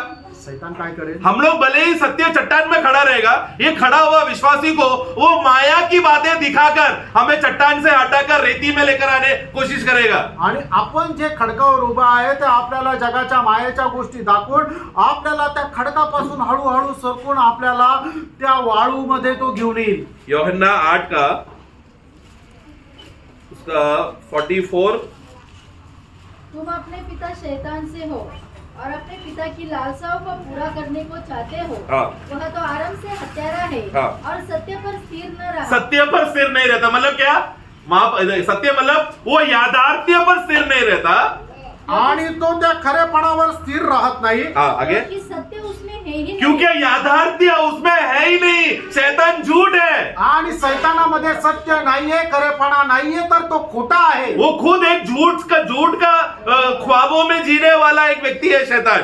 आणि एक खोटेपणामध्ये जगणारा व्यक्ती आहे सैतान. झूठ का राजा कौन है? आणि खोटं बोलणाऱ्यांचा पिता कोण आहे? हाँ, वो राजा है शैतान. आणि तो पिता केव्हा तो राजा आहे. क्यों वो झूठ का राजा है? आणि खोटे बोलणाऱ्यांचा तो क्योंकि राजा उसमें आहे. सत्य याथार्थ्य है ही नहीं. वो एक माया जीवन में जी रहा है. आणि त्याच्यामध्ये सत्य नाहीये, तो एका माया जीवनामध्ये जगत आहे. हाँ, वो झूठ उसमें है, सत्य नहीं. क्योंकि वह झूठा है हाँ. वरन झूठ का पिता है. झूठ का पिता है. जब आगे. वह झूठ बोलता जब वो है, झूठ बोलता है, तो अपने स्वभाव ही से बोलता है. हाँ, अपने वो बात मराठी में पढ़ना. जब वो तो खोटे बोलतो हाँ. तेव्हा तो स्वतःचे बोलतो.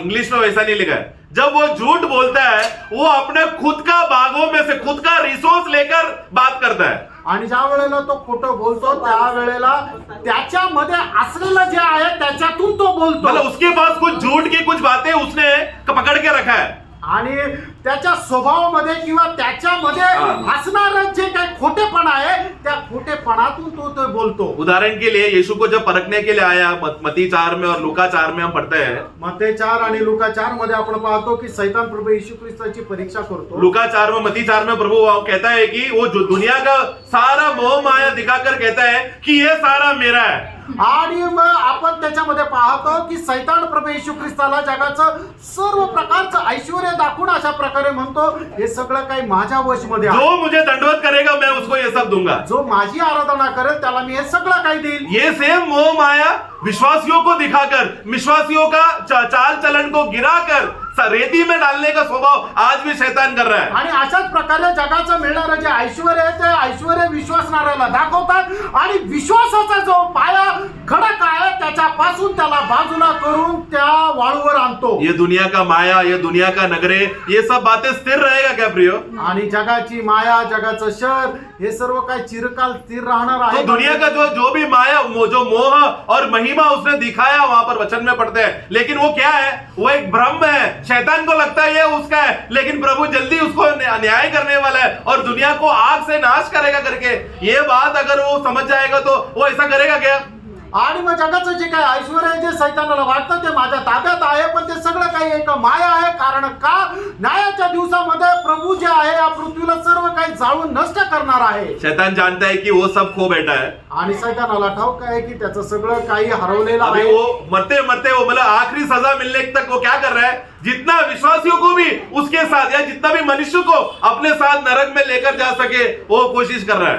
आणि मग तो जात असताना तो अशा प्रकारे प्रयत्न करत आहे की जेवढे जास्त विश्वासणारे मिळतील तेवढे जास्त विश्वासणारे त्याच्या सोबत एकत्र प्रियो, करत आहे. शैतान जो भी देगा वो अपना माया का शक्ति से देगा, अपना झूठ का शक्ति से देगा, याथार्थ से कुछ भी नहीं देगा वो। आणि मित्रांनो, सैतान आपल्याला जे काही देईल ते सर्व काही त्याच्या खोटेपणाच्या सामर्थ्याने देईल. जे खरेपणा आहे त्याच्यातून तो देणार नाही. याथार्थी उसमें है ही नहीं प्रियो, आणि त्याच्यामध्ये सत्यता नाहीये, खरेपणा नाहीये. उसमें सिर्फ झूठ ही झूठ है। त्याच्यामध्ये फक्त आणि फक्त खोटेपणा आहे. लेकिन याथार्थ क्या है बताने के लिए यीशु मसीह आया। आणि जे खरं काय आहे ते दाखवण्याकरता येशू ख्रिस्त आला. और यूहन्ना 14 में हम क्या पढ़ते हैं? आणि योहान त्याच्या 14 अध्यायामध्ये आपण काय वाचतो? मार्ग सत्य 16 पढ़ना, हाँ सॉरी 6, हाँ योहान त्याचा 14 अध्याय त्याचं 6 वचनामध्ये असं म्हटलेलं आहे, प्रभू हा. येशू ख्रिस्त अशा प्रकारे दावा करतो, मार्ग सत्य आणि जीवन मीच आहे. देखो उधर सत्य यानी कि वास्तविक है मतलब याथार्थ्य आणि जो रियलिटी है आणि मग जे वास्तविकता आहे, जो खरेपणा आहे ते आहे सत्य. वो है मैं ही वो याथार्थ्य हूं करके यीशु मसीह बताना चाहता आणि है। या ठिकाणी प्रभू येशू ख्रिस्त दावा करतो की ते सत्य मीच आहे. शैतान क्या बोलता है? सैतान काय म्हणतो? मैं ही माया हूं। आणि मीच माया आहे. प्रभु क्या बोल रहा है? प्रभू काय म्हणतो? मैं ही याथार्थ्य हूं। आणि मीच सत्य आहे. विश्वासी उनके बीच में रुककर अभी उसको चुनना है, आणि- माया चाहिए या याथार्थ्य चाहिए। आणि विश्वासू जो आहे या दोघांमध्ये उभा आहे आणि त्याला निवड करायची आहे की त्याला मायेचा स्वीकार करायचा आहे का वास्तविकता खरेपणा जो सत्य आहे त्याचा स्वीकार करायचा आहे. विश्वासी ऑलरेडी प्रभु की ओर मुड़कर याथार्थ्य को देखते जा रहा है। आणि विश्वासू जो आहे तो अगोदरच प्रभूकडे वळून प्रभूची जी वास्तविकता जो खरेपणा आहे तो पाहत आहे, निहाळत और आहे. शैतान शांत नहीं बैठ रहा है ना। आणि तरी सैतान जो आहे तो शांत नाही बसत. वो क्यों गरज रहा है?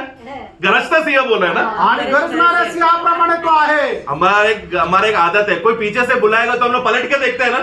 आणि आपली एक सवय आहे की ज्या वेळेला मागून कुणी आपल्याला हाक मारतो त्यावेळेला आपण पाठीमागे वळून पाहतो. वो कुछ लड़के लोग अभी कॉलेज में हमारा टाइम में था, अभी भी होता है क्या मालूम नहीं, कॉलेज में ऐसा लड़की लोग जाएगा तो लड़के लोग सिटी मारते हैं। क्यों? वो लड़की लोग को पलट के देखने के लिए सिटी मारते हैं। आणि कॉलेजमध्ये काय आहे की ज्या वेळेला मुली पुढून जायच्या त्यावेळेला मुलींना बघून मुलं शिट्ट्या मारायचे. तो शैतान कौन है? सैतान कोण आहे? वो लोफा लड़के के समान है। हम जो खास खजाना हम लोग कौन है? प्रभु के लिए हाथ दिया हुआ हमारा एक ही मात्र पुरुष है, वो है प्रभु। हम अपने आप को पवित्रता, निष्कलंकता के साथ, सिद्धता के साथ हम लोग ये इस गलत दुनिया में हम लोग चलते हैं समय में शैतान हमें सीटी मारकर या वो आवाज देकर दुनिया का मोह दिखाकर हमें उस प्रभु की ओर चलने के बजाय हमारा मार्ग हटाकर हमें शैतान की ओर मुड़ा रहा है। आणि सैतान जो आहे तो एक मवाली आहे आणि प्रभू जो आहे तो पवित्र आहे. आणि म्हणूनच आपण त्या पवित्रताकडे पाहून त्या सत्यामध्ये वास्तविकतेमध्ये जीवन जगत असताना सैतान काय करत आहे, कसंही करून आपल्याला त्या वास्तविकतेमधून बाहेर ओढून काढण्याकरता तो प्रयत्नशील आहे. इसके लिए प्रियो हमें सावधान रहना चाहिए। आणि प्रियांनो, म्हणूनच आपण सावध राहायचंय. एफेसों का पुस्तक उसका 4:21 में पढ़ते समय में इफिसकाराचं पत्र 4 अध्याय त्याच्या 21 वचन वाचत असताना परंतु सचमुच यीशु की सुनी हाँ। और जैसा यीशु में सत्य है, जैसा यीशु में सत्य है, सत्य है। सत्य किसमें है? आणि सत्य कोणामध्ये आहे याथार्थ्य किसमें है? आणि वास्तविकता कोणामध्ये आहे? यूहन्ना 8 में पढ़ा, झूठ या माया शैतान में है, लेकिन याथार्थ्य सत्य यीशु में है और वो स्वयं ही याथार्थ्य है। आणि योहान 8 अध्यायामध्ये पाहिलं की सैतानामध्ये सर्व प्रकारची माया, सर्व प्रकारचा खोटेपणा आहे, पण प्रभू येशू ख्रिस्तामध्ये सर्व प्रकारचं सत्य, सर्व प्रकारचा खरेपणा आणि सर्व प्रकारची वास्तविकता आहे। इस याथार्थता में प्रभु बने रहने के लिए प्रभु ने अपना जान दिया प्रिय। आणि या वास्तविकतेमध्ये राहण्याकरता प्रभू येशू ख्रिस्ताने आपला प्राण आपल्याकरता दिला। हम लोग अंधेरे में रहते समय में क्या होता है, उधर याथार्थ्य कुछ दिखता नहीं है, सब मोह माया है। अंधे लोग क्या मतलब अंधा जो कुछ दिखता नहीं है तो क्या करेगा, वो हाथ आगे आगे फैलाकर छूने का अनुभव करने देखता है। आणि ज्या वेळेला एक मनुष्य अंधकारामध्ये राहतो त्यावेळेला त्याला काहीही दिसत नाही आणि म्हणूनच त्याला मार्ग सुद्धा दिसत नाही, म्हणून तो चाचपडत चालतो। परंतु प्रभु ने क्या किया, प्रभूने काय केलं, सबसे पहला हमारा अंधापन को ही हटा दिया। आणि सगळ्यात पहिले आपला आंधळेपणा जो आहे तो बाजूला केला। उसके लिए क्या किया, त्याच्याकरता काय केलं, हमारा देश ही बदल दिया। आपला देशच बदलला। मतलब हम लोग अंधकार का देश में थे ना, आणि आपण अंधकाराच्या देशामध्ये फिर होतो लेकिन क्या किया, हमें अद्भुत ज्योति का नगर में लेकर आया। आणि अद्भुत प्रकाशाच्या नगरामध्ये प्रभू आपल्याला घेऊन आला। कोलोसियो 1:12 है ना, giving thanks to the father. 1:12-13 पढ़े। कलसीकराचं पत्र पहिला अध्याय 12 आणि 13 वचन। हाँ पिता का धन्यवाद करते रहो, हाँ जिसने हमें इस योग्य बनाया हाँ, उसने इस योग्य बनाया। कि ज्योति में पवित्र लोगों के देखो, ज्योति में पवित्र लोगों के साथ विराट में सहभागी हो। हाँ, आगे उसी में हमें अंधकार के वश उसी के द्वारा हमें अंधकार का वश से छुड़ाकर अपने प्रिय पुत्र के राज्य में, देखा मतलब ज्योति मतलब क्या है, वो एक राज्य है। अंधकार मतलब क्या है, एक राज्य है। आणि अंधकार म्हटलं म्हणजे एक राज्य आहे, प्रकाश म्हटलं म्हणजे एक राज्य आहे। तो प्रभु को हमें उस पिता परमेश्वर को धन्यवाद दे जिन्होंने हमें काबिल बनाया, हमें योग्य बनाया, अंधकार का देश से हटाकर ज्योति का देश में लेकर आने के लिए। आणि म्हणूनच आपल्याला पिता परमेश्वराला धन्यवाद द्यायचा आहे की ज्याने आपल्याला या योग्यतेचं बनवलं की अंधकारामधून निघून आपल्याला त्या प्रकाशाच्या राज्यामध्ये प्रवेश उस करण्याकरता। देश में लाकर रखकर फिर हमें अनाथ नहीं छोड़ रहा। आणि त्या देशामध्ये आणून आपल्याला तो असं अनाथ नाही सोडत। फिलिपियो 3:20 में हम पढ़ते हैं कि हमें स्वर्ग का नागरिकता भी हमें दिया। आणि फिलिपकराचं पत्र 3 अध्याय 20 वचनामध्ये आपण वाचतो की स्वर्गाचं नागरिकत्व आपल्याला मिळालं। अभी हम लोग दुनिया के अंधकार के लोग नहीं, अभी हम लोग ज्योति के राज्य के हम लोग नागरिक बन के उस देश के लोग बन गए अभी हम। आणि आता आपण त्या अंधकाराचे नाही तर आपण त्या प्रकाशाच्या राज्याचे नागरिक झालेलो आहोत। किन लोगों को, कुठले लोकांना, जो याथार्थ्य में बने रहता है, आणि जे वास्तविकतेमध्ये राहतात, जो याथार्थ्य प्रभु यीशु मसीह स्वयं है। आणि जो वास्तविकता येशू ख्रिस्त स्वतः आहे। ये याथार्थ्य शैतान खींच कर हमें वापस नरक में लेकर जाना चाहता है वो। आणि या वास्तविकतेमधून बाहेर काढून सैतान आपल्याला पुन्हा त्या नरकाच्या अग्नीकडे घेऊन जाऊ इच्छितो। नरक तो पूरा एक वहां पर अंधकार ही अंधकार है प्रियो। आणि नरकामध्ये अंधकारच अंधकार तो आहे। वो ज्योति, हम वो नहीं चाहता कि हम लोग ज्योति का प्रकाश का पहचान में पहुंचे, लेकिन अंधकार में बना रहे। शैतान यही चाहता है। आणि सैतानाची हीच इच्छा आहे की आपण त्या प्रकाशाचं जाणून घेऊन त्या प्रकाशामध्ये चालू नये तर आपण अंधकारामध्ये राहावं, ही सैतानाची इच्छा आहे। इसलिए प्रियो, आप लोगों को कितना बड़ा भाग्य अवस्था प्रभु ने हमको दिया है। आणि त्याच्याकरता किती मोठी भाग्य अवस्था प्रभूने आपल्याला दिली आहे। एक एक संगति में हम लोग इस याथार्थ्य को का पहचान का उत्तमता में हमें बढ़ने का सौभाग्य मिलता है प्रियो। आणि एक एक संगतीमध्ये जी वास्तविकता आहे, त्याची जी उत्तमता आहे, ती ओळखण्याचं सौभाग्य आपल्याला भेटतं। ऐसा क्यों है? असं का? क्योंकि मंडली भी याथार्थ्य पे बना हुआ है, सत्य पे बना हुआ है। आणि मंडळी सुद्धा जी आहे ती सत्यावर बनवलेली आहे। पहला तिमोथी 3:15 में पहिलं तिमोथेला पत्र 3 अध्याय त्याच्या 15 वचनामध्ये पौलोस वहां पर तिमोथी को एक बात कहता है, देखो। हाँ आणि पौल तिमोथेला एक गोष्ट सांगत आहे कि यदि मेरे आने में देर हो हाँ। तो तू जान ले हाँ। कि परमेश्वर के घराने में परमेश्वर के घराने में जो जीवित परमेश्वर की कलीसिया मंडली है, और जो सत्य का खंबा, जो सत्य सत्य का खंबा, मंडली किस आधार पे बना हुआ है? एक सत्य का खंबे के आधार पर बना हुआ है। आणि मंडळी जी आहे ते एक सत्य खांबाच्या आधारावर बनलेली आहे। उधर भी सत्य है, मतलब याथार्थ्य।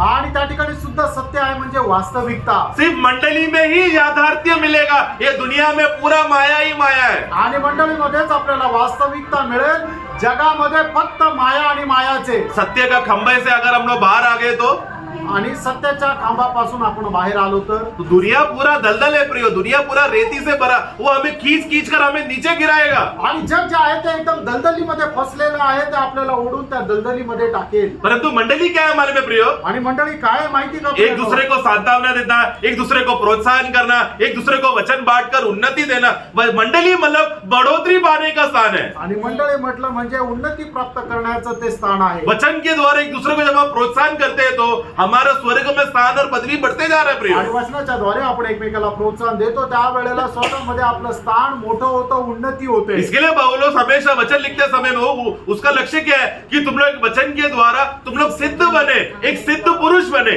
आणि म्हणूनच पौल आपल्याला लिहित असताना अशा प्रकारे लिहितो की वचनाच्या द्वारे तुम्ही एक परिपूर्ण असं मनुष्य व्हा। वो संसार का बंधन से बाहर आकर वचन का खरा सत्य, सच्चा वचन में बना रहकर जो सत्य है, याथार्थ्य है, उसमें बने रहना प्रियो कितना बड़ा भाग्य अवस्था है। आणि प्रियानो त्या अंधकारापासून त्या मायेपासून बाहेर येऊन त्या सत्यामध्ये, त्या खरेपणामध्ये आणि त्या वास्तविकतेमध्ये राहणं किती गरजेचं आहे। और यही याथार्थ्य में बने रहकर हमें आराधना भी इस याथार्थ्य के आधार पर है। आणि या वास्तविकतेमध्ये राहून देवाची करणारी आराधना सुद्धा त्या वास्तविकतेच्या आधारावर करायची आहे। इसलिए प्रियो हमें वो प्रभु का आत्मा को जब हम दिया गया था, यूहन्ना 15 में 16 में उधर क्या लिखता वाले में गए, कौन सा आत्मा है जो हमें मदद का, सत्य का आत्मा है वो।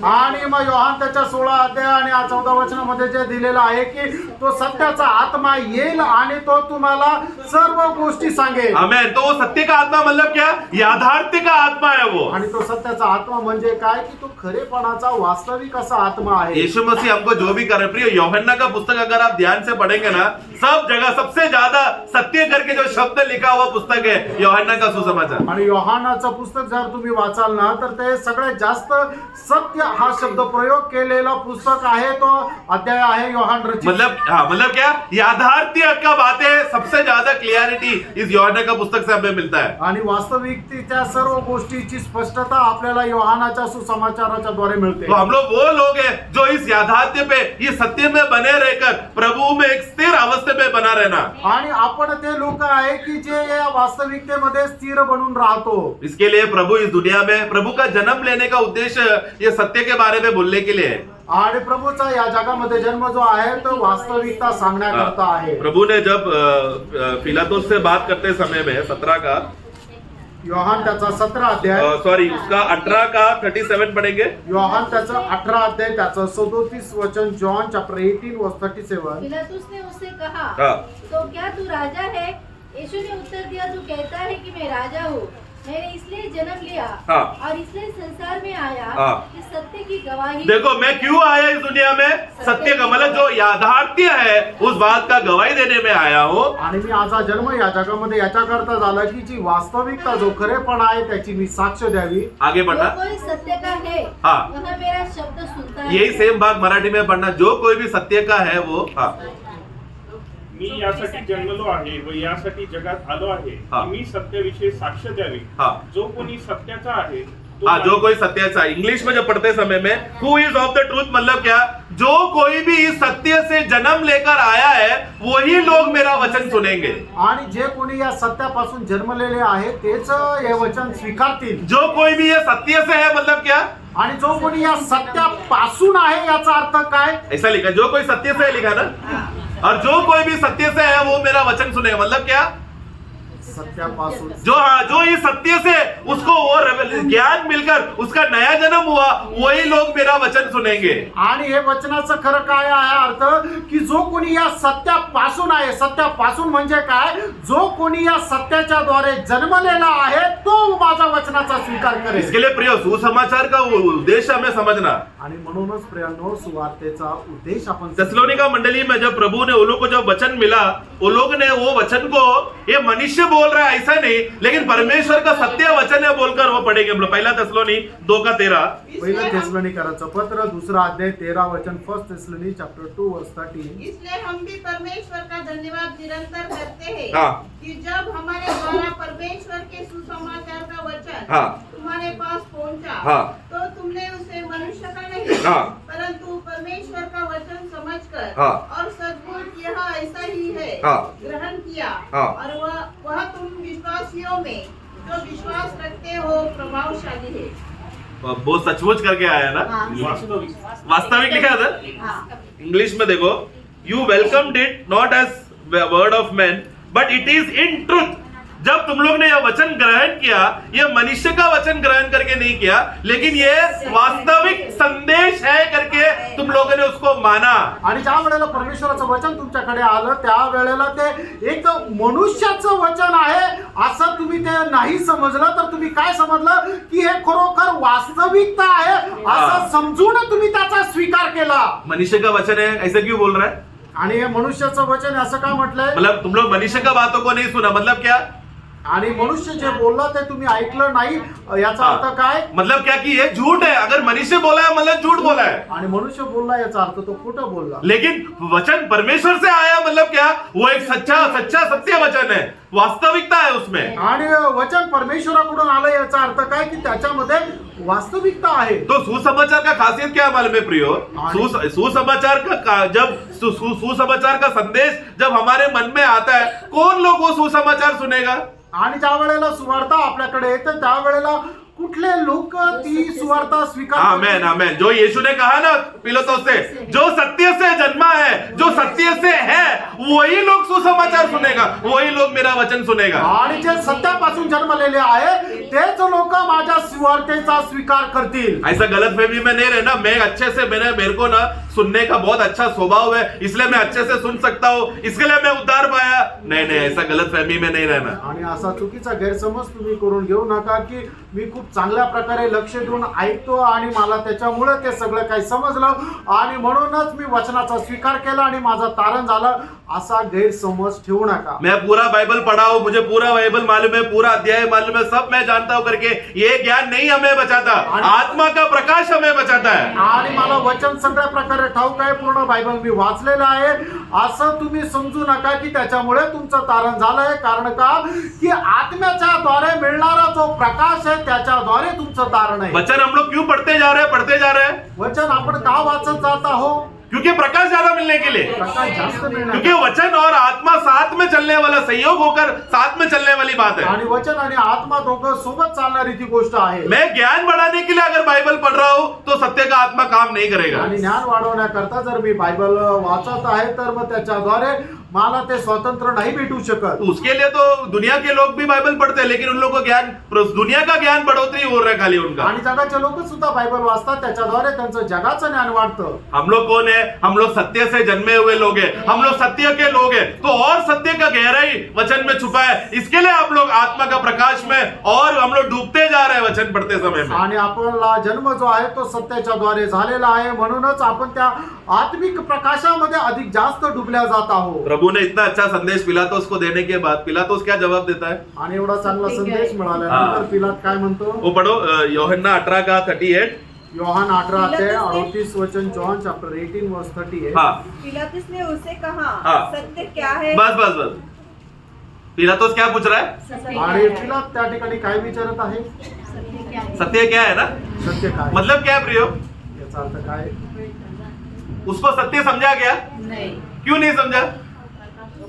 नहीं ना, ऊपर यीशु बोला ना, जो कोई सत्य से जन्मा है उसी को सत्य समझेगा।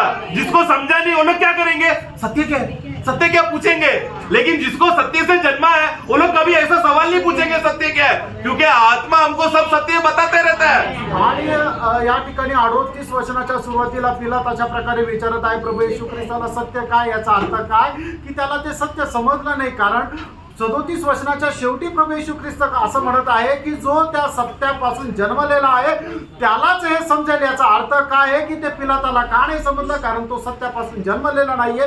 जो व्यक्ती खरोखर सत्यापासून जन्मलेला आहे त्याला समजेल की वास्तविकता काय आहे, खरेपणा काय आहे। सत्य से जन्म लेना, जो याथार्थ से जन्म लेने वाला प्रियो, उसके लिए बाइबल एक भोजन है। वो रोज वचन का पालन पोषण कर वचन का सत्य में गहराई से बढ़ते रहने का वो ख्वाहिश में वो बढ़ते रहेगा, क्योंकि सत्य क्या है उसका जवाब उसको मिल गया है। लेकिन जिसको मिला नहीं है वो लोग पूछते रहेंगे सत्य क्या है। आणि ज्याला खरोखर त्याचा जन्म सत्यापासून झालेला आहे त्याला ते सत्य जे आहे ते चांगल्या प्रकारे ज्ञात राहतं, पण ज्याचा जन्म त्या सत्यापासून झालेला नाहीये ते शोधत राहतात, पण त्यांना ते भेटत नाहीये आणि सत्य काय आहे हे त्यांना समजत नाहीये. प्रियो, इसके लिए हम लोग किस प्रकार के लोग हैं? आणि म्हणूनच आपण कशा प्रकारचे लोक आहोत? हम लोग सत्य में चलने वाले लोग हैं क्या? आपण सत्यामध्ये चालणारे लोक आहोत का? दूसरा यूहन्ना में यूहन्ना क्या कहता है मालूम है? आणि दुसऱ्या योहानामध्ये योहान काय म्हणतो माहिती बस का? 5 मिनट में खत्म कर रहा हूँ. दूसरा यूहन्ना में वो जब वो बहन को खत लिखते समय में कहता है, उसका 4 पन्ना, मैं बहुत आनंदित हुआ मैं बहुत ही आनंदित हुआ कि मैंने तेरे कुछ बच्चों को हाँ उस आज्ञा के अनुसार हाँ। जो हमें पिता की ओर से मिलती थी हाँ सत्य पर चलते हाँ, सत्य में चल रहा है, याथार्थ्य में चल रहा है.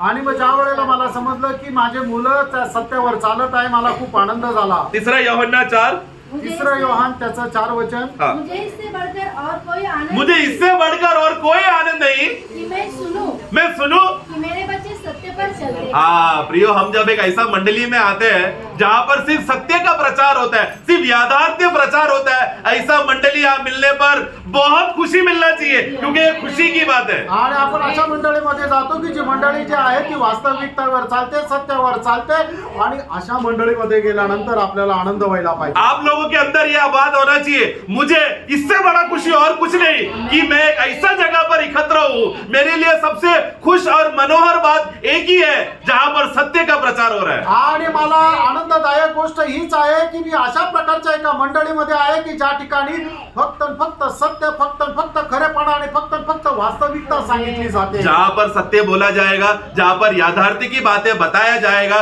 वहाँ पर आजादी है, बंदीगृह का अवस्था नहीं है. आणि ज्या ठिकाणी सत्य गोष्ट सांगितल्या जाते, ज्या ठिकाणी वास्तविकता सांगितल्या जाते, त्या ठिकाणी स्वतंत्रता आहे. क्योंकि याथार्थ्य, सच्चाई हमें स्वतंत्र देगा.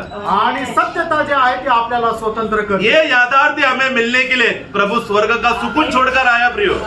आणि हे वास्तविकता आपल्याला देण्याकरता प्रभू जे आहे ते स्वर्गाचा तो आनंद, शांती सोडून आला. प्रभू को स्वर्ग में कुछ बात की कमी थी क्या? आणि प्रभूला स्वर्गामध्ये कुठल्या गोष्टीची कमतरता होती का? ही ना. हम लोग नरक में जा रहे हैं ना, मंडली नहीं है ना स्वर्ग में. आणि मंडळी स्वर्गामध्ये नाहीये ना. स्वर्ग में मंडली नहीं है, वो कमी प्रभू को लगकर प्रभू आया हमें बचाने. आणि मंडळी स्वर्गामध्ये नाहीये, ही कमतरता प्रभूला भासत होती, म्हणूनच तो मनुष्य होऊन या जगामध्ये आला. प्रभू को अपने आप में वो तृप्त है, उनको कोई चीज की कमी की जरूरत, मतलब कमी नहीं है, वो हमेशा तृप्त परमेश्वर है. आणि तो आपल्या स्वतःमध्ये समाधानी आहे, त्याला कुठल्या गोष्टीची कमतरता नाहीये. लेकिन स्वर्ग खाली है स्वर्ग क्योंकि मंडली नहीं है वहां. कारण त्या ठिकाणी मंडळी नाही. प्रभु दुखी है कि नरक में कलिशा जा रहा है. तो आणि लोक जे आहे नरकामध्ये जातात त्याच्या संबंधाने प्रभूला दुःख आहे. प्रभु ने वो अवस्था को बदलने के लिए अपना सारा बात को छोड़कर, महिमा और आराधना सब बातें वो छोड़कर, स्वर्गदूत लोग निरंतर उनका आराधना कर रहे थे, वो सब छोड़कर आकर हमें याथार्थ्य बताने के लिए आया.